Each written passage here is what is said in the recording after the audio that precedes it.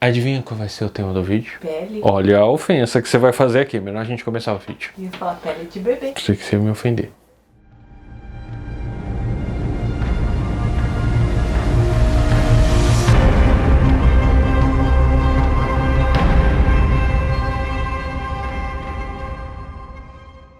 Eu sou o Rubinho, astrofísico, e se você acabou de conectar, você caiu nos AstroTubers, seja bem-vindo. Hoje eu quero falar sobre uma teoria da conspiração que foi muito interessante, que é o famoso rosto em Marte. Eu quero falar sobre esse rosto em Marte, entendeu? Vou falar sobre rosto.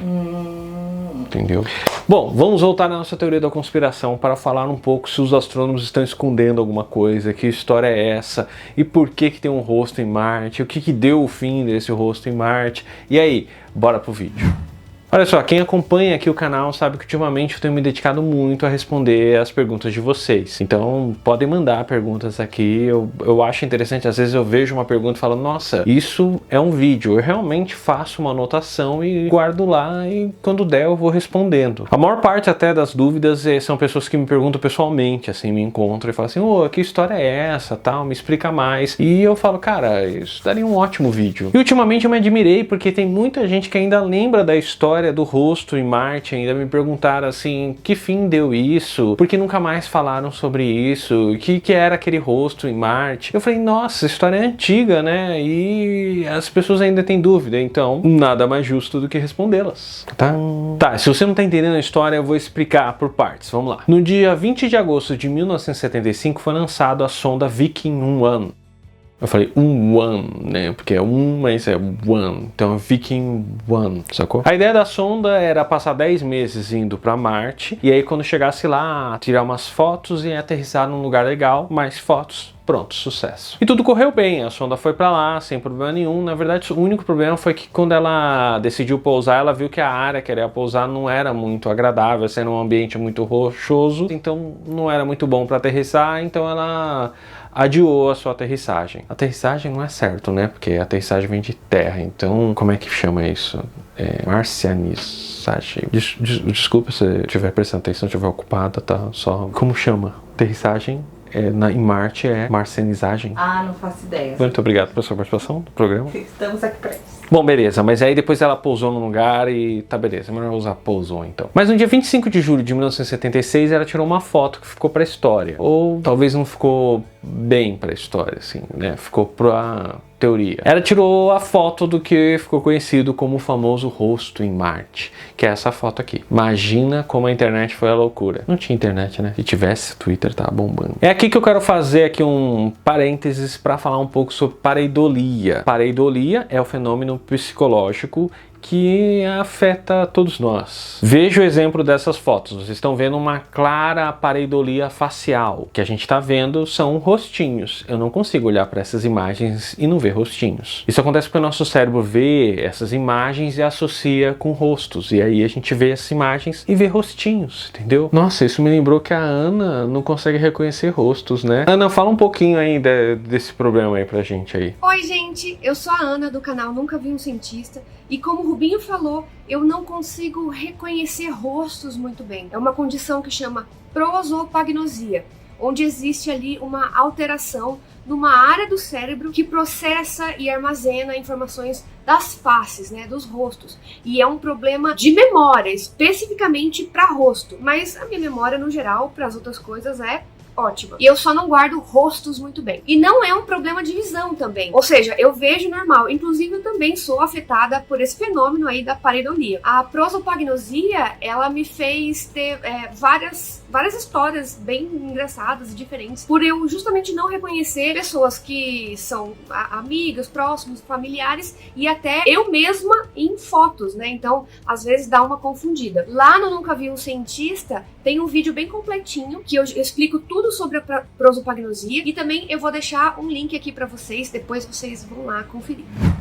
Às vezes eu visito ela com crachá. Mas a pareidolia não fica só em rostos. A gente vê plantas, animais, objetos e, enfim, a gente associa a coisas do nosso dia a dia em todo lugar. Até em sons, por exemplo, quando você escuta uma música em inglês, você associa o que a pessoa está falando, mesmo que não seja em português, assim, no caso de você ser brasileiro, mas você associa o que a pessoa está falando a palavras que você conhece. Daí sai aquelas famosas músicas como O Cara Tossiu. Eu lembro dos meus avós, assim, quando eles finalmente cimentaram a garagem deles, ficou uma área enorme cimentada, eles tinham um passatempo de levar as cadeiras, assim, de praia, ficar sentado, olhando o chão e riscando desenhinhos que eles viam no formato do cimento, assim, o formato do cimento formava formou aqui uma mulher aqui com saia, aqui formou um cavalo, aí eles desenhavam, assim. Era a alegria deles, ó. Era tipo aqueles livrinhos de pintura deles. A garagem deles ficava toda cheia de giz, cheia de desenhos. Mas enfim, a pareidolia, ela é constantemente vista e usada na astronomia. Um exemplo clássico de pareidolia na astronomia são as constelações. E constelação, para quem não sabe, é um conjunto convencional de estrelas. Essa é a palavra, convencional. Se você olhar alguns dicionários, eles vão dizer que constelações são um conjunto de estrelas. Não é bem a verdade. Apesar de serem um conjunto de estrelas, isso dá a ideia de que as estrelas estão juntas. Então, tipo, um aglomerado é uma constelação? Não necessariamente. Constelação é um conjunto convencional, ou seja, a gente convencionou que aquela área é uma constelação. Sendo mais específico, é uma área no céu e não nem necessariamente as estrelas. As estrelas, elas não demarcam nada. A gente determinou uma área, tipo um loteamento no céu, e esta área é a constelação. Essas constelações recebem nomenclatura por conta da história que o asterismo dela acaba fazendo. Ou seja, quando eles ligaram os pontos, eles viam lá um guerreiro e começaram a chamar lá a constelação de guerreiro. E aí a gente volta pro rosto de Marte, que é um claro efeito da pareidolia. E uma das teorias que acabou sendo gerada nessa história era que os marcianos tinham criado um monumento histórico com um formato humanoide para eternizar o seu rosto. O escritor Richard Hoagland,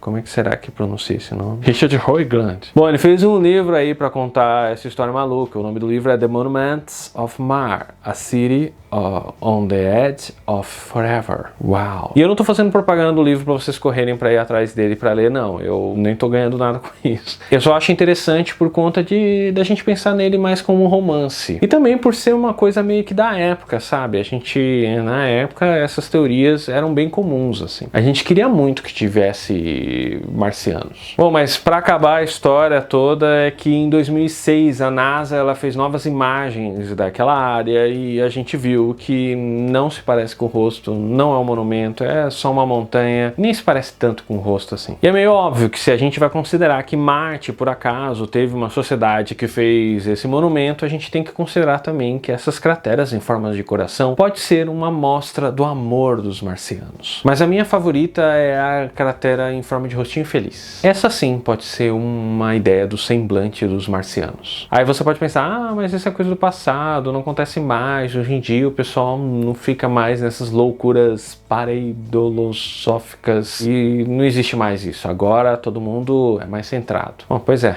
Então tome alguns exemplos de que a gente continua sendo afetado por essa loucura da pareidolia. Em 2016 a sonda Curiosity postou algumas imagens sobre Marte e isso é muito legal porque a NASA ela é bem aberta com os dados que ela obtém. Então, tipo, a gente tem acesso a todas as coisas que a NASA acaba descobrindo. Então é fácil você entrar no site da NASA e pegar as imagens que a sonda está postando agora. E a NASA faz isso porque a ciência não tem nada a esconder e isso seria um caso de mostrar mais que a NASA, o que ela faz é autêntico e verdadeiro e tal, mas às vezes é o efeito contrário, né? Por exemplo, é o caso das imagens em que as pessoas acreditavam que a NASA tinha fotografado um gorila em Marte. Essa pedra nem parece um gorila, mas eles acharam que foi um erro e por acaso a NASA postou uma foto de um gorila. Acho que se a NASA tá mentindo e eles não estão em Marte, eles não deviam postar tantas fotos assim, né? Em 2022 a gente ainda teve uma outra imagem ainda que o pessoal achou que era um portal em Marte. Sim, que essa imagem na verdade mostrava um portal. Ou então ou a sonda estava mentindo ou a gente tinha achado um portal marciano. É interessante ver que nessa imagem esse portal ele tem tem centímetros de tamanho. Isso quer dizer que realmente os marcianos são homenzinhos, pequenininhos. E se você quiser um exemplo mais próximo, teve o Crew Dragon de 2020, que quando foi lançado, todo mundo disse que tinha visto um rato passando na turbina. Que ratão, hein? É, gente, é tudo mentira. Não tem um gorila em Marte, é uma pedra. Esse portal não é um portal, tá? É só uma sombra lá. Esse efeito que parece um rato é só um resíduo lá da turbina. Não é um rato, nem parece com um rato. E se você discorda, é só você comentar aqui, ajuda no engajamento, é muito bom. Aliás, eu acho que a gente já mereceu um like. Hein? Enfim, pareidolia é um fenômeno natural, é psicológico, a gente acaba vendo isso. O importante, na verdade, é a gente confiar quando a ciência diz que não é esse rostinho aqui, não é um rosto de verdade, entendeu? Espero que a Ana lá do Nunca Viu Cientista, ela não sofra desses problemas. Será que a Ana, ela não vê também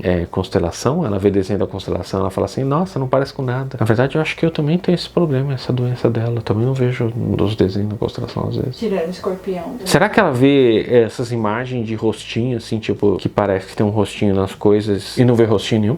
Se eu fizer assim, será que a Ana sabe que eu tô de máscara? Acho que se eu for assim, vou assim, no próximo encontro, vou me encontrar com ela assim. E se você gostou do vídeo, aproveita para dar um like aqui, para compartilhar, joga lá no grupo da família. O AstroTubers é feito por astrônomos profissionais e pra gente continuar com o nosso trabalho, a gente precisa da ajuda de vocês. Então, por favor, compartilhe esse vídeo, dá like, se inscreva no nosso canal, por favor. Comenta aqui embaixo para alimentar o nosso algoritmo, para o nosso algoritmo ficar felizinho, alimentado e fortinho, crescer feliz. Caso você queira ajudar o nosso trabalho, você também pode fazer qualquer contribuição que você quiser aqui pro nosso Pix. Aqui, eu vou deixar o nosso QR Code aqui, ó. Mas aí, como para criar um Inception de QR Code, que é você não consegue tirar foto do QR Code assistindo pelo celular, eu vou deixar aqui o código lá no comentário fixado, é só copiar e mandar. Você ainda pode se tornar um fabuloso membro do nosso canal. Os fabulosos membros são incríveis, nós adoramos eles. Eles ganham a possibilidade de fazer parte de um grupo no WhatsApp com a gente e também podem assistir o nosso vídeo antes da época, além de poderem assistir as lives quando quiser, porque nossas lives elas não ficam muito tempo no ar, a gente passa um tempo, tira ela do ar. E caso você queira fazer alguma publicidade no nosso canal, também estou deixando aqui o nosso e-mail aqui do lado para vocês, é só mandar aqui e a gente faz a publicidade que vocês quiserem. Quer dizer, que vocês quiserem não faço publicidade de pseudociência, é óbvio. E se você quiser saber mais sobre astronomia e ciência em geral, se inscreva no nosso canal. Tchau!